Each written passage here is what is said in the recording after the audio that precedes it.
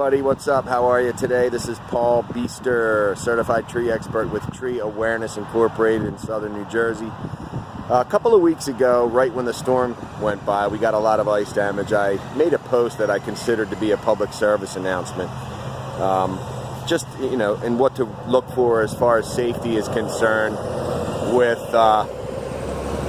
loaded branches and so forth and so on. So I'm going to do a subsequent video to that, a follow-up to that, because what I've noticed is we had a storm in 2015 that was a high wind event, and this recent storm, the same thing happened. There was an influx, or an uprising, I guess, if you will, for lack of a better way of putting it, of tree companies that popped up to deal with some of the storm work. Now listen, I'm a person who values hustle. I think it's great that folks will go out and try to hustle a buck, and I think that's valued. A lot of people don't want to hustle and don't want to go out and earn their keep.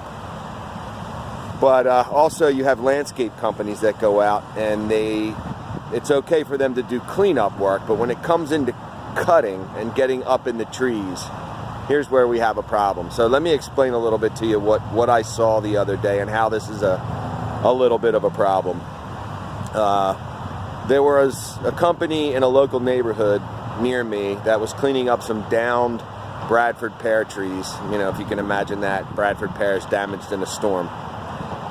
And what I saw was a company that was a landscape company. Again, I don't mind the hustle, and it's okay for them to be picking up limbs on the ground. But something happened, and that was I saw a guy up in a tree with a chainsaw, with no rope, no saddle. He had his legs wrapped around the tree and he had his arm wrapped around a branch and was operating the saw with the other hand. And as he began to fall branches, one fell and the tips hit the ground and sprung the butt of the limb right back and past him. Now fortunately for him, it didn't hit him. And a thought crossed my mind, because this is a neighborhood where we do quite a bit of work, and in that neighborhood we had quite a few bids out for tree work, which we, I believe, probably lost some of that to this company. So that's not the reason for this, and I don't want this to come off as self-serving. But my problem is I fear for the clients and for the consumer out there that they don't understand the difference, and that in an effort for them to save money, they're taking an inordinate risk. These people are not covered properly with workers' compensation or liability insurance. And now, as you know, insurance companies are very specific as to what they will cover. If it is a landscape company, their workers' comp rate is going to be around 14 to 16 per 100 in labor costs. The tree industry is up around $21 to $22 per 100.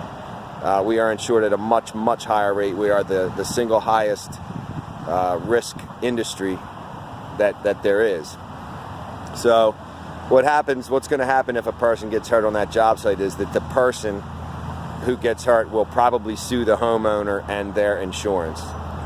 So if that's something you're not aware of, I mean, how many of us really check our policy or know what we are covered for until we have to use it? So in an effort to, you know, you're having a legitimate company come out, a company that's certified, licensed tree care expert in the state of New Jersey. We are members of the Committee for the Advancement of Arboriculture. We train other people in our industry, chainsaw certified, CPR and first aid certified. So, you know, when you hire the proper company, these are the things you get. And so the client base and the consumer is at a very, very high risk for hiring people that are not qualified to do tree work. So if you don't know that, you know it now. And if you have folks that you know that may be getting ready to hire one of these people to do work, please let them know. And listen, we don't mind competing with other companies. We prefer to do it on a level playing field, those that pay the proper insurance and keep their people, you know, and the consumer at, you know, safe. So that's the biggest thing.